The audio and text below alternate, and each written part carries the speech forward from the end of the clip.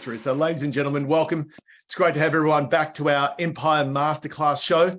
As we continue our educational masterclass series, I think it's really important what Professional Partners Education does. You know, in case you're not aware of it, we're an educational content platform built for you, built for our accounting firms, built for our accounting community to provide you with learning. There's a bit of technical, there's a lot of non-technical learning. There's podcasts, there's these live shows, and it's all on our YouTube channel in case you don't know. If you go into a browser and type in PPE TV or Professional Partners Education, it's all there and it's all free for you. In case you don't know who I am, my name is Paul Jans, and we are here thanks to our good friends at Hall Chadwick, Profit Master, iKeep, and Lloyd's Auctioneers. Let's get in today. It's a pretty big one. So again, we've got a lot to get through. So let me introduce you to our special guest, or my special guest. I've had the pleasure of working with Tim. We'll probably get into a little bit of that, mate. I don't know, 25 years ago, as ridiculous as it sounds, but he's the new Chief Executive of Class. Tim Steele, welcome to our Empire Masterclass.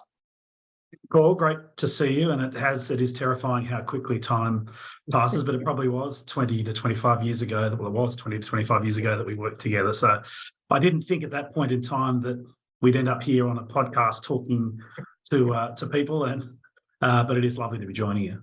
Yeah, it's good, mate. It's a good, you know, we caught up a couple of weeks ago and a bit of a reunion as such. I don't know if Chris is online. I saw him last night, but he actually said as well, it was a great little catch up and he appreciated it.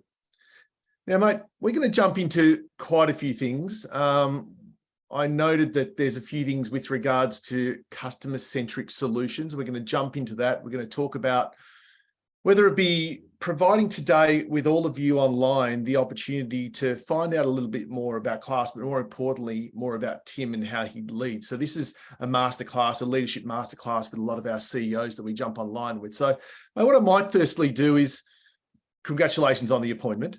Maybe if you can take us through your role as Chief Executive and tell us a little bit about who you are, where you started your career. I know I mentioned a little bit about what we did way back. Maybe you can share with everyone online a little bit about you. Yeah, thank you, Paul. And look, happy to do so, although I'm somewhat intimidated by the prospect of this being pitched as a masterclass in leadership. I every day feel as though I'm, continuing the imperfections of what I don't know, but hopefully learning and getting better. And I think that's probably an interesting way to start. I've had what I might describe as certainly an imperfect and maybe unconventional or non-traditional type career. Started out of uni consulting to small to medium-sized businesses, and I joined a firm that was a multidisciplinary accounting practice, and I was attracted to them as opposed to perhaps one of the bigger consulting firms because they were going to put me on the tools straight away. Now, maybe that should have been a red flag, I'm not sure, but my career included almost going to the wall in my mid-20s, and I'm happy to sort of share that openly. And it was a really difficult but really invaluable lesson to learn. I think early in my career, I didn't have much to lose at that point in my life, so probably wouldn't have been as problematic as it might have been later in life or now. But it was a really interesting period. And I learned a ton through those early days. And so I don't know how much detail might be of interest to our viewers, but I think really it was a very interesting period. I can see Sam's inadvertently joined us, I think, actually onto the presentation mode. So Sam, if you're listening, I might ask you to drop off the line. We can see there we are. She dropped off the line. So sorry, Paul. I think Sam might have picked up the presentation link, not the listener or viewer link. So look, it was a really interesting period. I ended up consulting to accountants, which I loved. I really had no right to be consulting to accountants, I have to say, at 23, 24. But we had productized this consulting part of our business. And there were other competitors out there who were doing an exceptional job coaching accountants. And we felt there was a gap in the market. And so we did that in Australia initially, then New Zealand. And at the age of 24, I convinced my now wife of 22 years, who we weren't engaged or married at the time, and she was a teacher, to move with me to the US. And so in 1999, I moved to the US and sort of started a consulting business with accountants from scratch. I remember there were 17,000 CPAs on a database we bought in California alone. Correct. And then we ended up doing that in Canada and the UK as well. And I loved working with accountants. It was they were so passionate about, the difference they made for their clients, and they were really keen and interested in doing things differently. And so it was a great experience. So that was sort of the early days, Paul. I don't know how much detail is of interest to you, but I have to say, ultimately, that business, and perhaps a really hard lesson, is the business back here in Australia was buying up other accounting firms. And I think learnt what other accounting consolidators learned, is that it's really difficult to actually create a model that aligns all the interests, both financially, but also I think just, the emotion of actually running your own practice and making accounting partners employees is probably been a challenging model to make work. And so at the time, I was jointly and severally liable on a relatively large debt that we'd taken out to buy up accounting firms, and the core business was struggling. Now, fortunately, the consulting business was doing really well, and we did what we can to sort of repatriate money back to Australia to support the business. But ultimately, the business, although it was sold, ended up in a situation where we could have gone to the wall. And so that was a really interesting period. I joined a US-based financial services group that was part of Minnesota Life. Lived in California for another sort of 6 or 7 years, and then returned to Australia at the end of 2007. AMP brought me back to head up a new business they'd launched called AMP Horizons. Right, brilliant. So fast forward to today. Now the Chief Executive of Class. What drew you to the role, and how's it been so far? Was your appointment last year, mid last year? 1st of August. So HUB24 acquired. So I think Class listed in 2015 and did really well and continued to do well through that period. And I think ultimately HUB saw that it had really complementary strategic assets and capabilities in an aligned market to their sort of core financial advice market and their wealth management platform. And they actually bought the business in February last year, and so effectively delisted it and made it a subsidiary of HUB24, as obviously an ASX listed business. And at that point in time, there was a change in leadership. The former CEO left the organisation on transaction, and they started a process in looking for a new CEO. And my most recent sort of previous gig had been CEO of MLC Super and the wealth business, and we then sold that business to IOOF, and I'd made the very conscious choice not to move with the business. And I'd loved my time as part of that organisation and others as well. But I did also decide that I didn't really want to go back into a large institution, and HUB and Class felt like about the right size. They were a good scale business. They were really innovative. They were growing. They were keen to support the continued growth of Class. And so when I look at the Class business, I sort of wanted something that I think was technology side to this, and the scalability of the business was really appealing. A really good core client base. When I started doing a bit of due diligence hopefully at a stage where I might get the role, it was clear that there was sort of this incredibly latent goodwill for the organisation, that actually Class had been a market leader probably 5 or 6 years ago, had done some really good things since then, but probably in the more recent time had perhaps focused on other opportunities and acquisitions, and it did that very deliberately.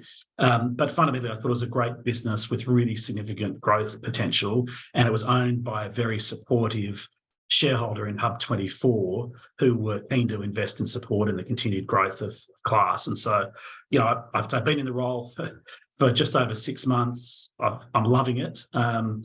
Sometimes there's always differences between what you might expect and what the reality is. I'd say on almost every metric, the experience I've had has actually exceeded my hopes and expectations of the response, which has been a great credit to the team and the receptiveness as well of our clients and partners to perhaps giving me feedback and other ideas and opportunities for us to implement. Yeah, good. Well, this show tends to attract a lot of different partners to accounting firms, which is brilliant. So as CEO, and other CEOs or managing directors would be watching this as well, but as CEO, what are you responsible for? I think first and foremost, responsible for developing and ultimately executing the strategy for the business, determining how we are going to win as an organisation. And I think and I know we'll probably have a conversation about culture at some stage, but then ultimately I'm helping for creating an environment where people want to thrive and want to be part of and want to do the right thing by our customers and to create a very customer-centric business.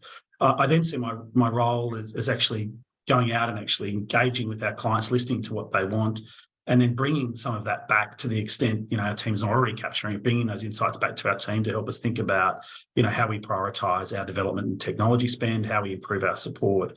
And then it's giving our people the resources they need to deliver and be successful and make the decisions you need to make to prioritize. And so I think sort of underpinning all of that is making sure we've got a fantastic team who are aligned to what we're trying to achieve and believe in the opportunity we have as a business to make a difference to our clients. And so, having the right people in the right roles, focused on the right things is so much a part of what I find that as role as CEO or any leadership role, quite frankly, no matter how big or small your team is, such an important part of that. Yeah, good. And these are the little things that, to all of you listening, these are the sorts of things we want to continue to tap into. So we are going to talk about culture soon. We're going to tap into a little bit about HUB24 as well and how that may change from a customer point of view. But I'm also going to tap into that customer-centric type of strategy. And I want to delve a little bit deeper into that. But mate, I know class recently celebrated a birthday as well, a milestone. Tell us a little bit about the history. Yeah, it's really great history and proud history, actually. So we celebrated 18th birthday a couple of weeks ago. So I guess we're now officially an adult, or go to the pub or vote or whatever we might think about that. And probably not a bad reflection of where we might be in terms of our journey and what we think our potential is. We certainly feel like, hey, whilst we've got a wonderfully proud and heritage and history, that and I feel a great sense of responsibility to carry that forward as we write the next chapter of Class's history. Actually, it's founded in just such great entrepreneurial spirit and passion and desire to want to make a difference and solve problems for accountants in initially administering SMSF funds. And interestingly, had we had this conversation last week, I might have had a slightly different perspective, but I actually had dinner for the first time with the founder and CEO, original CEO of Class, who, started this business effectively, in a row house over in North Sydney and built it from there, a guy named Richard Barber. And Richard's gone on to a whole bunch of different things in the industry, but it was wonderful to spend some time with him. He lives in Munich now, so we didn't get hence the opportunity to not have caught up in a meaningful way before now. But it was really interesting and wonderful and refreshing to hear his perspective of the early days, what they had to do to actually build the business and scale it. And, the conviction that he needed to have in that their solution was right. And, the courage that you need to have to bet everything you have that what you're doing is actually what people need. It's hard to do anything but, have great admiration for people who, go out and start something from scratch and build it to scale. And so it was great to hear about that history. And so whilst it sort of started in 2005, 2009 was when the product that we, has become known as Class Super was, and sort of, I think at that point in time, sort of broke into the market and sort of had a step change in its functionality and the way in which it operated, and gone on from there. But 2015 listed, as I mentioned, and then acquired other businesses like now Infinity, which has been a great acquisition, as well as the follow-up acquisitions in later years. And then obviously most recently the acquisition by HUB24. Yes. So let's it's a great little segue into HUB24, because you're a part of that group now, as you just mentioned before. So what should, let's say, Class customers expect moving forward now with the acquisition earlier?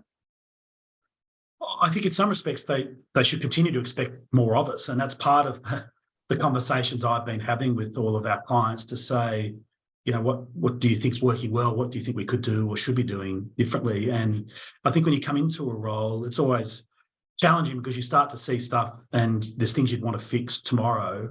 And you have to very deliberately, I think, in my mind anyway, work out what you should be impatient about and what you need to be a little patient about. And, very fortunate to have a wonderful wife, but she might suggest that by my nature, I'm less patient. And so, and my team might second or third that. But I have to very deliberately have to think about what I need to be patient about and impatient. And so, there were some things around support that when we came in, we looked at the amount of time people were having to spend on the phone to actually get through to our support team. And it just wasn't okay. And so, Gary Cox, who runs that part of the business for us, very quickly implemented a strategy to turn that around. And it's now 20% of the time that it was when, we started sort of in late, early August. And so we've focused on those things that we think are going to make a difference. And then it's building out our effectively our pathway, our product development and technology pathway, based on what we believe will make the most difference to our clients. And the only way you know that is listen. And so, we have various forums to do that, whether it's the one-on-one conversations that the teams are having every day, whether it's our AHA, we've got an AHA channel that any of our clients can actually ping suggestions to us. And we've got people who grab those, categorize them, and then we feed that into our quarterly technology roadmap planning process.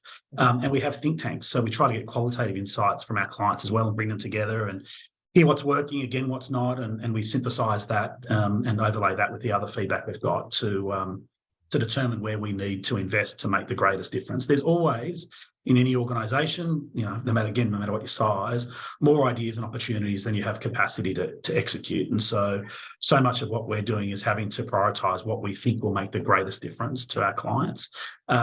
And that's completely culturally aligned to the way HUB has thought about their business from the advice perspective. And so I think we feel very aligned. I think our clients should expect us to collaborate with HUB where it makes sense for our collective clients for us to do that. And one example of that is a recently released new product that HUB have released, which is called SMSF Access.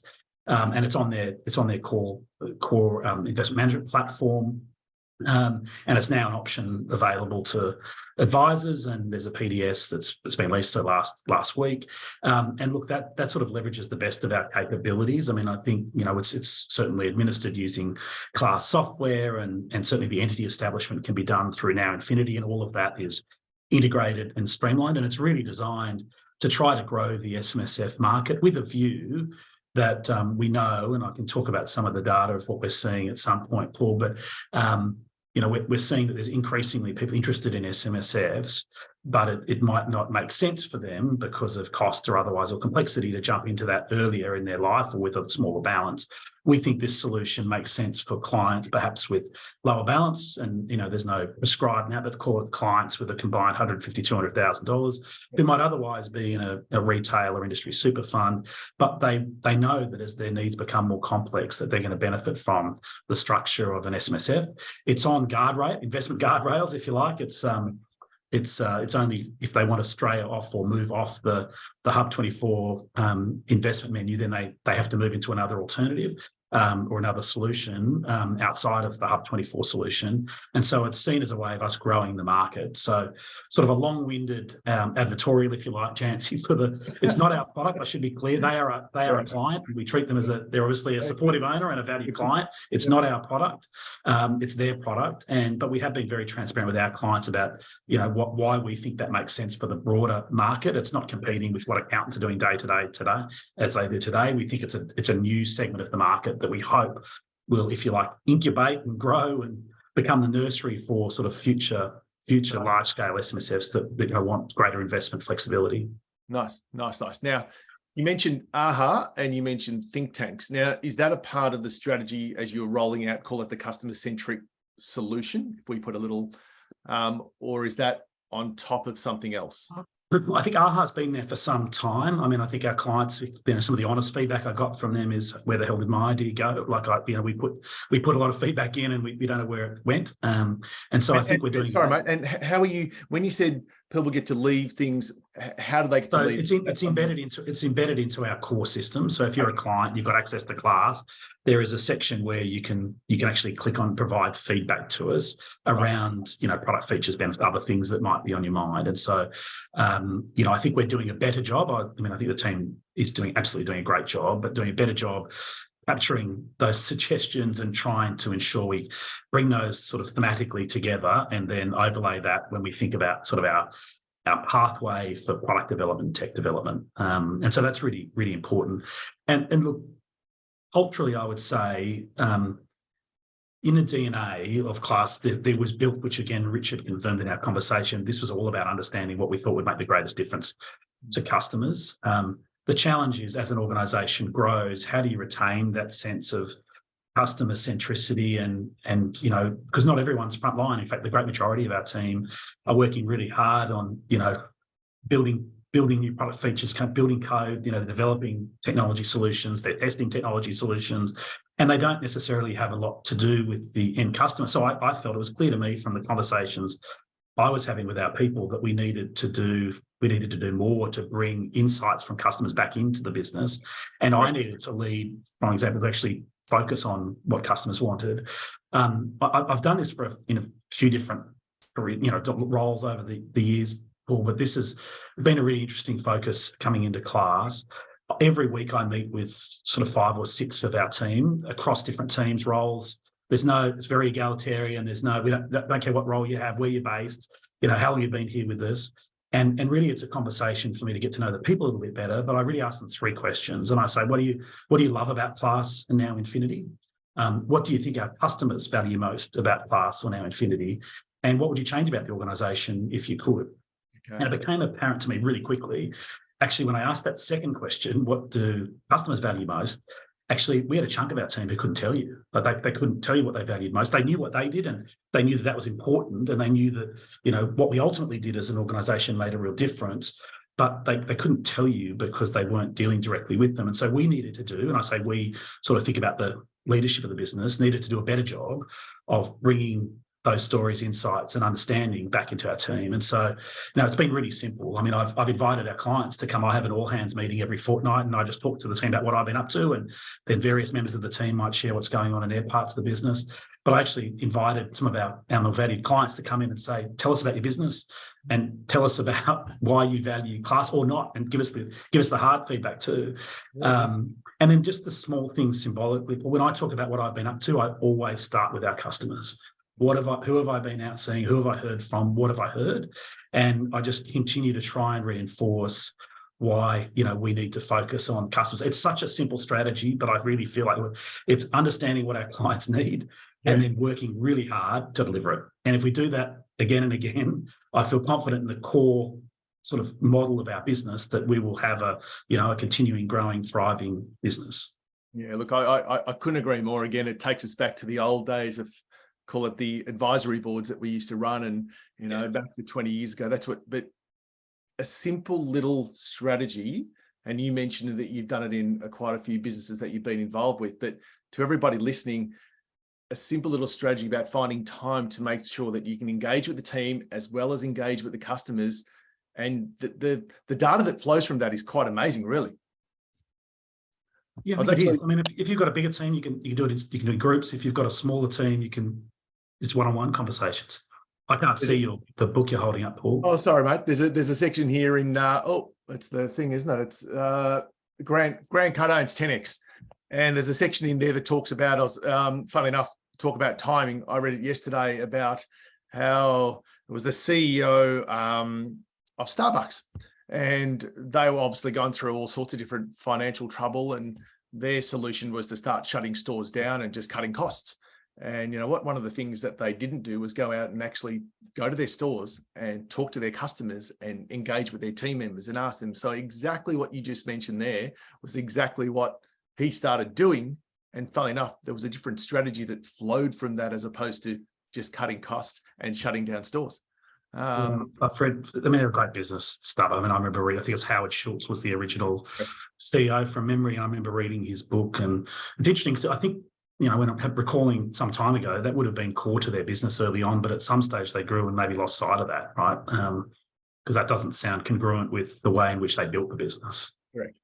Correct. And then I think that's the key thing. And there's a couple of things there that you mentioned that everybody could start doing, everybody that's a leader can start doing. Do you find that time is an aspect there to find time to do that? What's your thoughts on that? Oh, look, there's never enough time to do everything you'd like to be able to do.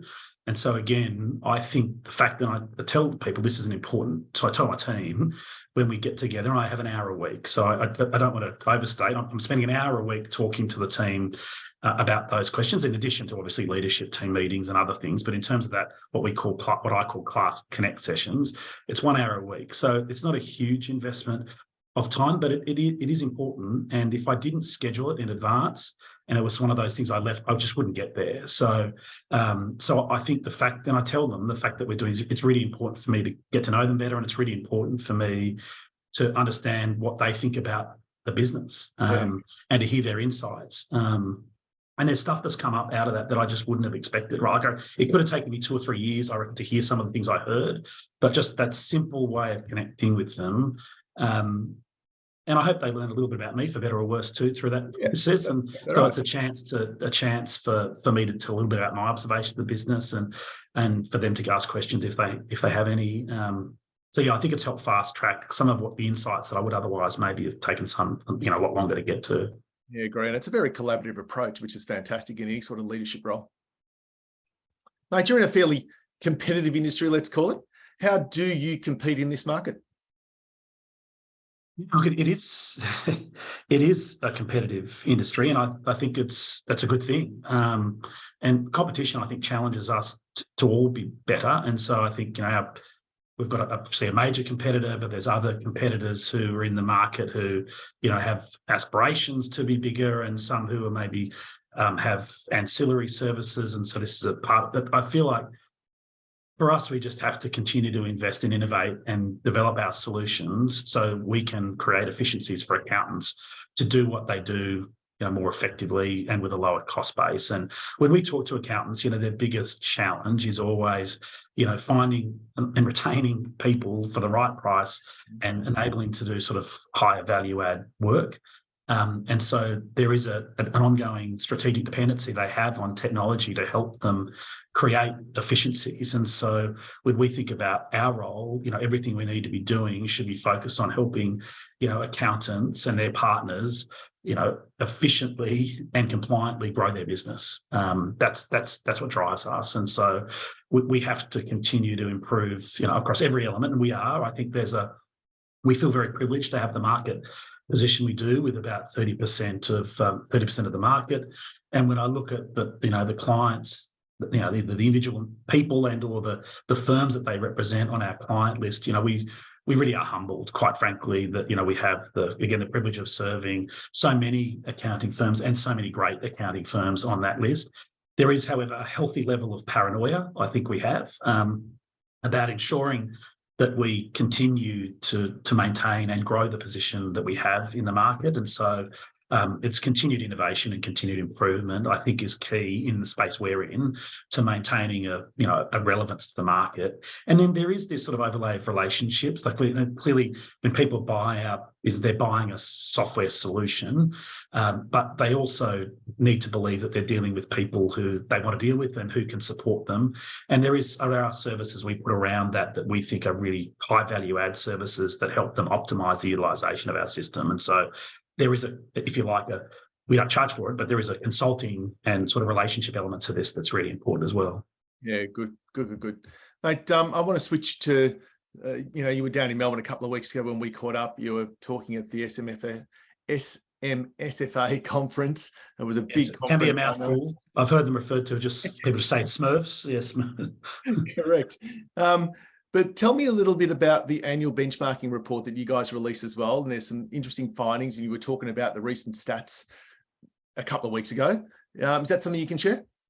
Yeah, I can. So we release an annual benchmark report every year in around September, so early September, and it's based on financial year data. So we obviously, given the position we have in the market, we feel it's our responsibility to sort of share some of the data and insights because, we think we're large enough that it's certainly the representative, statistically significant sample size that might be, we hope, representative of the broader market. And the ATO also releases data quarterly, and so we integrate that into some of our analysis. And so we released that in September last year, and people can go to our website and download that today for free. It's available for anyone in the industry to have a look at if they're so interested. But we did have, obviously, the SMSFA annual conference a couple of weeks ago in Melbourne, and Class was really proud and pleased to actually host the Thought Leadership Breakfast that effectively kicked off the 3-day conference. And so we felt that it might be helpful and informative for the audience to actually sort of update some of our data effective 31 December, if you like, sort of a midway snapshot of some of the data to see what we were seeing in the industry. And so I'll touch on a couple of things that might be of interest to the audience. And look, firstly, we're continuing to see the growth of SMSFs, which I think, macro level, it sort of tends to over time grow at about, the net growth establishments about 20,000 funds a year. I think over time, there's been a higher number of terminations through various periods. So when we look at the growth, though, for the first time, I think ever, we sort of surpassed the 600,000 fund threshold based on ATO data at the end of September. And so I think that was 603,000, about 1.1 million members, and 26% of superannuation assets are held in self-managed super funds. And so that in itself is really interesting. I think perhaps relevant to the discussion around growth, and interestingly, at the time we had the SMSFA, there'd been some recent media about actually SMSFs sort of being in decline. And I think, the data that we have shows that it continues to grow. The real issue is around, for us, is not so much the establishment rate, which did go through a real spike through COVID sort of period as well. I think people maybe had more time, more interest. I don't know whether early release, all speculation, but whatever, there was a relatively sort of almost abnormal sort of spike in SMSF establishments through that period. I think that's sort of more normalised now based on historical numbers. What has in fact reduced is the termination reduced significantly. So we've actually seen a doubling over the last couple of years of net establishments, which we think is obviously the probably best barometer for sort of what's the healthy growth of the sector look like. And so if you think about 2020, I think there was net 5,000, 21, there was net 10,000, and 22, there was net 20,000 funds, SMSF funds established. And that was really driven by a material reduction in the number of wind-ups effectively through that period. What's interesting for us in our data is who's starting them, right? So, what do the demographics look like? Yeah. And actually, interestingly, millennials have been driving this. So the average age of SMSF establishment continues to go down. And based on our data, and our data is slightly different than the ATOs, but based on our data, the 6 months to 31 December, 38% of establishments were millennials, so that 25 to sort of 44-year-old range. Gen X represented sort of 36%, so just less than the millennials, and baby boomers were sort of 25, 26% of the establishment. So again, really interesting to see who's establishing funds, Paul. Yeah, very much so. Look at and then sort of leads into an interesting one where I'd love to get your thoughts on this. It's interesting, since the Quality of Advice Review, the final recommendations were handed down. Now we're talking about a tax cap that'll be introduced soon on super accounts, balances over 3 mil. They're pretty hot topics right now in the superannuation field. What's your thoughts on all this? Look, I should probably couch some of this, that these are probably my thoughts, not necessarily HUB's or Class's view. And so the Quality Advice Review I've followed with great interest, because actually a chunk of my career, certainly when I first returned back to Australia and subsequently was running an advice business. So I was lucky enough to run a business called IPAC, and then a business called Genesis Wealth Advisors, and then ultimately went on to run advice for advice for MLC. And so, I think the industry has been grappling with this sort of calcification of regulation over years. So we just kept layering and layering additional regulation onto financial advisors, to the point where, it became very expensive. The cost to serve was far too high, and therefore the cost to advice was too high. And you set it up, everyone sort of pushed up the affluence scale, and, not enough people were getting advice. And there is research, there's now research that's undeniable that continues to reaffirm that people who get advice, and we realise, people who get are better served in the long run. And so, And so generally, we want to encourage people. We do want to encourage people to get advice and make it accessible. And with that combined with education reforms, has seen a reduction in financial advisors. And so I think, long story not so short, Paul, I would say the Quality of Advice reforms, I think, are very positive for the broader industry. There's still some work to be done around how that will work for super funds or potentially banks. But certainly for the broader industry, our hope is that it makes actually advice more affordable. We reduce some of the compliance burden that are on advisors today, which means they can help more clients with a lower cost base. I also think, whilst there's some conjecture in the industry around this sort of designation of professional advisors or not, is actually, even if people can get advice, say, through their super fund, and they get some exposure to that, and they can start to see the benefit of that, then my hope is they might transition at some stage into holistic advice as they need it. The proposed, and I should say as well, whilst the paper that Michelle Levy wrote and drafted. I think she did an exceptional job. And she submitted it to Treasury and the government, the minister. They are now going through a consultation process to sort of, if you like, revalidate the findings, which is an interesting process in itself. The $3 million proposed cap, I'm probably less enthusiastic about, to be frank. And I kind of feel like I understand why. And when the government sort of established their and published their consultation paper on the objectives of super, it was sort of clear that they were paving the way for a cap, and they very quickly followed it. But they sort of talked about sustainability and equitable sort of relationship, which sort of meant that they were thinking about how did they deal with the maybe much higher balances. And I sort of feel like they're trying to solve for a problem that has a natural solution. And the natural solution for clients is that they will die. And so those mega funds aren't going to exist, indefinitely. There is an obvious natural ending to those. And we've dealt with effectively avoiding that mega fund type scenario into the future by capping concessional and non-concessional contributions. And so it'd be very unlikely that you're going to get to large funds, even with indexing of contributions, that, so I feel like there's some issues that are going to be dealt with.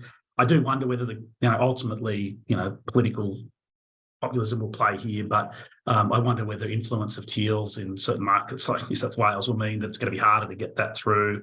And so therefore, whether they end up indexing, I think unrealised capital gains has been a very interesting topic, and how that would be dealt with and how potential tax burdens would be funded would be a really interesting challenge. I suspect whilst accountants might be frustrated by some of this, I think actually they probably look at it and say, well, actually, the more complicated the government makes this, the more dependent I think clients and the general market are on getting really good accounting advice. And so there's probably great opportunity. These caps sort of from an accounting point of view, you might be salivating at the prospect that actually there's just more complexity and more opportunity for accounts to add value. And I think certainly clients of high net worth will be thinking about other investment structures, given the potential limitations that might exist in super or SMSFs. Yeah, mate. Thank you for the insights and opinions on those, because they're very interesting subjects and they're going to be talked about for a while, I think. But I might just switch gears a little bit to talk about, and you mentioned before, culture. Let's talk about leadership. Let's talk about culture. I know the famous quote from Peter Drucker talks about culture eats strategy for breakfast. I'd love for you to share how you go about leading, your leadership style, your approach, what's important to you. I want to get into some areas as well soon about how you teach as well and how you continue to learn, because I know that's been something that's been a huge part of your last 25 years, let's call it, since I've known you, because I know that that's something that you're always very focused about. So I'm happy to get into a little bit of that if you're okay with that. Let's talk about that. Take it wherever you like, Paul. I'm hoping I can add value. So how do you lead? What's your style? I always sort of feel a bit awkward even answering this, Paul, I have to say. And I feel like my team is always the best people to sort of ask, but given they're not here, I'll try to guess. When I talk to them, I think the relationship you have with your team and is not like it's like every other, it's expectations are so important, how you manage expectations. And so I'm very clear right up front what the people should expect from me as the leader and what I would expect from them. Okay. But first on my list is always, you should expect me to care deeply about you personally and professionally. And so I do think I'd like to think I'm a genuinely caring person by nature, but I do genuinely care about our people. And I want to support them to be successful personally and professionally. And so, it's one thing to say, I think it's the little things as leaders that you do, and very genuinely, you can't fake this stuff, right? Like, you've got to be authentic about it. People are smart, they've got BS detectors. But I do genuinely follow up on little things that I know matter to people, and with family and whatever I can do to try to help. And if I know team members have got something challenging going on in their life, and everyone does, I think that's one of the things, everyone's got stuff going on in their life, is how can we support you to deal with those things? I have a weekly leadership team meeting for 2 or 3 hours on a Tuesday afternoon, and we kick off every leadership team meeting. And I suspect the team first thought it was going to be a temporary thing, but I do it every single week. And I ask them to share their personal and professional highlights from the past week. That's the first thing we do. We check in and we share personal and professional highlights. And the reason for that is I believe in positive psychology and asking people to focus on positive things, but we almost always learn something about each other personally and what's going on in each other's lives. And sometimes people say, I've got nothing this week. And actually that tells us something too, right? So I think from a leadership point of view, I care. I think probably another thing is I try to provide real clarity as to what matters for us, like what does success look like? What are our priorities? So I tell people you should expect me to be focused on helping make the right decisions or making decisions. I think there's hard to always say making right decisions, but you're making decisions that move the business forward. I think from a leadership point of view, not making decisions for your team is the most frustrating thing. And so whilst we won't always get it right, I tend to bias progress over perfection. And so I would say we'll make a decision, we'll move forward. And if it's not right, we'll test it. They should expect me to have their back. Like I think, again, expectation, trust is so fundamentally critical to, again, any relationship. And so, they should expect me to have their back, support them to have a go and to take some risks and try some things. And so I think, again, that tone you set from a leadership point of view is really, really, really important. And then support them to deliver. So what do you need? Like what's the bottlenecks and what support, if it's investment, how do we think about that? What's the business case to support it? And look, I think it's always a combination, I think, of head and heart when you're leading a business, and it's how do you, intellectually and strategically and otherwise connect with people and make the right decisions that set the business up for success. And, every decision you make, it tends to have implications. And then how do you connect with people and genuinely care and so that they want to follow you, so that they do actually believe that, this is the right place to work and that they enjoy it. And look, it's always a work in progress. I reflect on this stuff all the time. I'm grossly imperfect.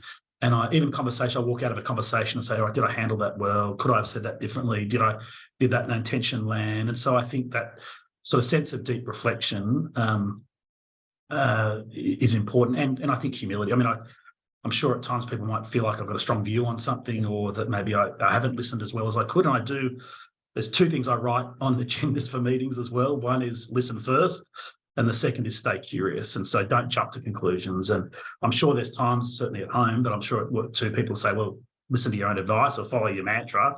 But I hope that they know that I care about them and that, together, I'm committed to supporting them and us to be successful.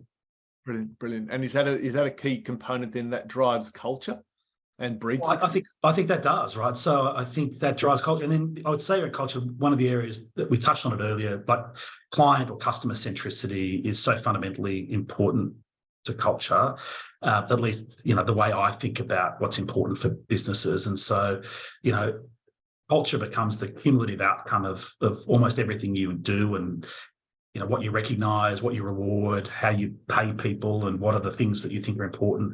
Culture is driven by all of those things. And so I think it's a combination, but it ultimately embodies the entire organisation clearly.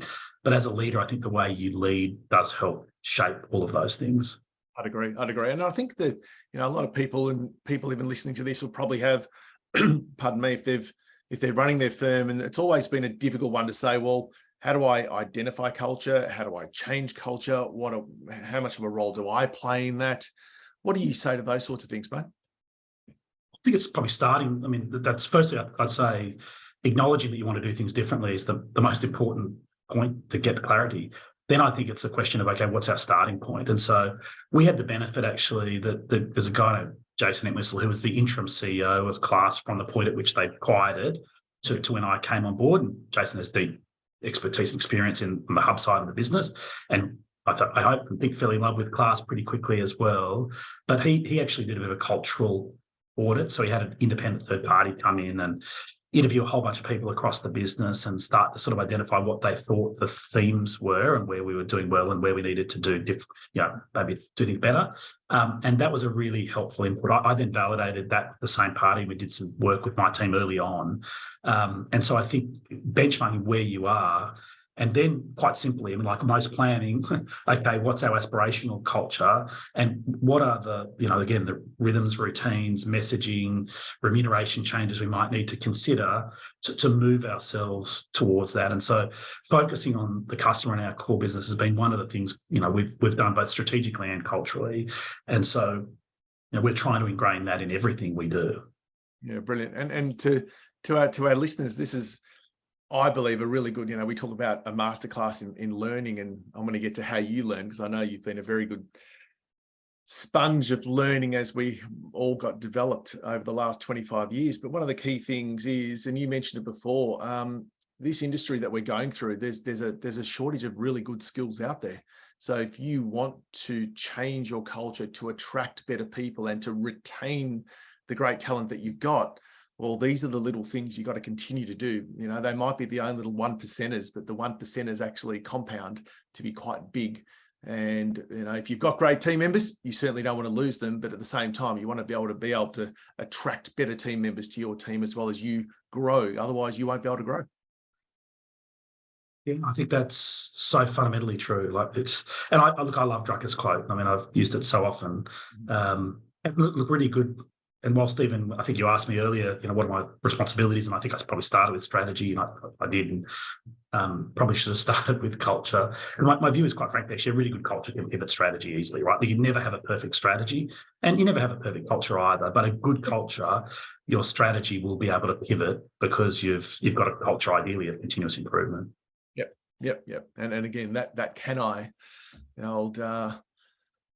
mate here, I've got a few books about him on the shelf here. Where is it? I saw that Anthony Robbins is doing another final type of, I love how they last tour to Australia. I think he's been doing that for 20 years. It's amazing. He doesn't seem to age, Tony Robbins. No, he doesn't, does he? Right, so touching on, because we're talking about growth here, tell us a little bit about your philosophy to teaching as well as learning. I think, again, knowing you for as long as I've known you, and that's some of the great lessons that I took away from when we were together 23 years ago, that it was a really good culture of learning that company developed, created, then embedded into us as young people. But how do you continually learn and then teach? It did start, actually, that was probably one of the things, culture, that sort of connected me to the business. Yeah. Initially, when I was at university, I had a girlfriend, his dad had a furniture store. For those in Sydney, it was called John Kurt's Furniture Warehouse. And I, 18, 19, I had no right selling furniture either, because I didn't even own any. I lived with three mates, and our outdoor furniture was a milk crate. And so, but I learned a lot about dealing with people and other things, and business. But my girlfriend's dad actually was quite into personal development. And so he said, actually, I bought you a ticket to Unleash the Power Within, Tony Robbins. I had no idea what it was. I went along saying I wasn't going to believe any of it, and there was no way I was walking on fire. Anyway, I think I was at least discerning enough to say there's some stuff that makes sense, there's some stuff that didn't. But it did probably trigger something in me around just learning beyond the textbook. And look, I've gone back and done study post-university, and I've been very grateful for formal study that I've done, and I've loved that.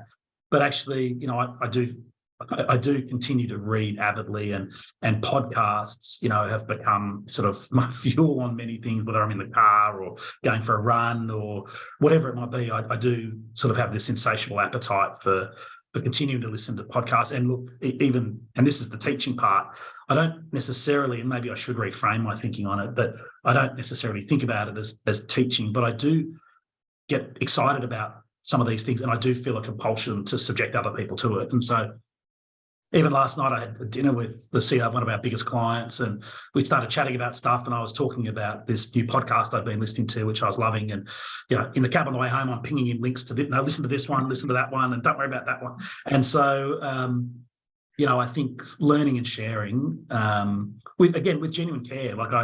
It's not just because I think this is good. I think actually you'll like it and you'll benefit from it. And so, certainly when I think about that, I do share. And look, I gave the team, I shared books regularly. And, if you haven't, there's one I thought we might get to when you talk about growth. The one that I've sort of been sharing, in fact, I referenced it as part of sort of some introductory remarks I made at the leadership breakfast I touched on, is called the Founder's Mentality. And it looks at, what at some point that challenge of a business that grows and becomes more complex, it ultimately is that the paradox of that is that it sort of stymies growth. And so, growth creates complexity, complexity kills growth. And so how do you sort of avoid the crises of growth? And it's just so wonderfully well told in a whole bunch of case studies. So I've actually using that to some extent in sort of guiding some of the thinking we're doing in class and how we're thinking about the next chapter of class and the work we're doing, and trying to embody that in how we're approaching the growth of the business. Yeah, brilliant. And look, we'll get into growth right now, because I think that's, again, another great aspect and I think if any great leader talks about how much reading that they do, and I know Grant Cardone, now I'm reading this, but the way he talks about how many, if you want to be average, be average. If you want to be above average, well, then you need to increase the amount of learning that you do. So whether that's through books or podcasts, as you mentioned, or these shows, it's all about what you can learn and what you can share. So I love what you just said then, because that's great for any future leaders coming through to, how do I, in this industry, they're usually analytically minded, they're usually technical minded, they're probably not people minded, but that's what these sort of little tips are about, to how we can actually hopefully provide you with little simple things to go out there and test and see if it works. So hopefully these sort of things can touch everybody that's online today. Mate, tell me about the future direction. I would say to that, though, Paul, if you don't mind. I mean, I think, leadership shows up in different shapes and forms, right? So I understand, accountants' technical knowledge and that leadership is really important. I do have a belief, and I try to live up to this. And I feel there's constant reflection. I mentioned earlier, they fall short on things. But people deserve great people leaders. And that's part of the mantra I've said to our team is, hey, listen, you need to invest in yourself. You need to continue to get better.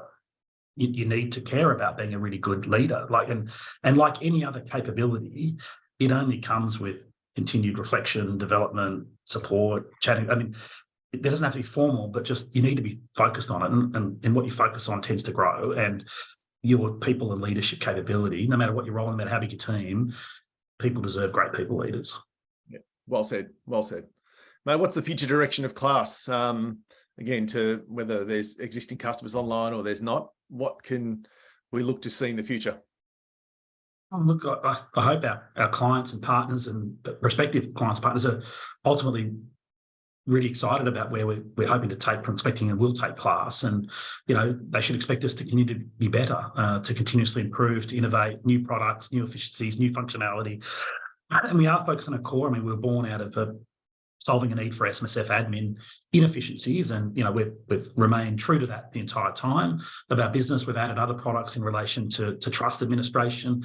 We think it's going to be a significantly growing area. It's quite, whereas SMSF admin tends to have sort of natural specialists, and many firms have actually established sort of areas of sort of centres of excellence within their firms where you have one or two partners who are the dedicated specialists for SMSF and maybe run the admin or manage the service providers that support them. Trust administration seems to be sort of quite decentralised and sort of embedded in sort of partners, portfolios and practices. And we do think that trust admin will continue to evolve. So we've launched at least end-to-end now. We've launched tax lodgement in September last year. And so we will continue to identify areas where we think there's opportunities for our capabilities and systems and solutions to create efficiencies for accountants. And so, again, we look at, the corporate compliance solutions we have in now Infinity, again, a great business, the documents, production business and management business we have now Infinity. And so I think it's how do we bring together functionality, capability, product development to continue to solve the needs for accountants to efficiently and compliantly grow. That's what drives us, is how do we support through technology an efficient and compliant growth of accounting firms, given we know that they're constrained with their capacities to go out and hire a bunch more people to do the work. And even looking with offshore solutions, and many of them do, and some of them use our system and offshore solutions, it's still challenging. And so we think that our technology investment is, we need to continue to invest in the right things to make a difference. Yeah, well said. Now, to all of you online, if you've got a question for Tim, drop it into the Q&A if you don't mind, as we look to wrap up. We've got about 5 minutes left. So while we're looking for so many questions, if you want to drop anything in there, please do so, mate. I'm going to just go to maybe your top 3 things to focus on for future growth and success. What can you share? So when I think about class, we've focused on reconnecting with our clients or connecting and building with our clients and delivering the functionality we've promised to them. We think there's an opportunity to grow the market, as we said, leveraging and supporting the work that HUB24 is doing. And we're always focused on how do we get the right people to help support us to be successful. So it's a relatively simple formula, but they're the bedrocks. And then we think about how do we expand our existing products into existing markets? How do we take them to new markets? What are the new products into existing or new markets? And and that's sort of how we think about the growth of our business and what's the portfolio of investment we've got against each of those strategic options we've got. Brilliant. And if there's one thing you can share, sum it up in one word for growing your team from a people perspective, what's one word? If there was one word that you can put into play, what would it be for your people? Passion. I think that passion for what you do every day to make a difference for customers. Yeah, brilliant. And that's it's an interesting one, isn't it? Because I think even going back years ago, we'd talk about and you probably and I still do. You still think about, well, do I still have the passion for what I'm doing in the workplace? I always used to say to myself, as soon as I stop having fun, it's time to move on. So do I want to get up out of bed? Do I want to get to the office? Am I focused on what I'm doing and how I'm going to do it? That comes from passion. So well summed up. Well summed up. Thank you, Jed. Let me check some questions. So this goes back to maybe one of the things you said, 18, does that mean it's your shout at the pub? Bit of buy someone a beer at the pub. It's always one of those running around, isn't it? Yeah. Doesn't look like there's any more questions coming through. Again, if you've got something you want to ask Tim, please do so. This is fantastic. But mate, thanks for joining us. Again, open, honest advice, thoughts, comments, final words, all those sorts of things. It just sums up to, again, the type of leader that you are. And hopefully to all of you online, you've been able to take 1, 2, 3, 4, 5 things, even if it was just one little thing, and say, right, how can I put that into my leadership strategy? And how can I start implementing it? It's just as simple as the little AHA or the think tanks, whatever it may be. But they're the sort of things that you can start doing to, again, grow your business. Mate, any final words from you before we wrap up? Well, look, other than to say thank you for giving me the opportunity to connect with your audience, and thank you to the supporters. I think it's a great initiative that they're investing in continued education of the profession. It's a fantastic thing. Mate, thank you. Thank you very much. Last check. Nothing there. Beautiful. Ladies and gentlemen, thanks for you joining us today. A massive thank you. Again, continue to stay aligned with what we're doing, whether it's these shows, whether it's the podcast, jump onto the PPE TV site on YouTube. And again, that content is all there for you. So signing off till I see you next time. Enjoy the rest of your day. Thanks, Tim.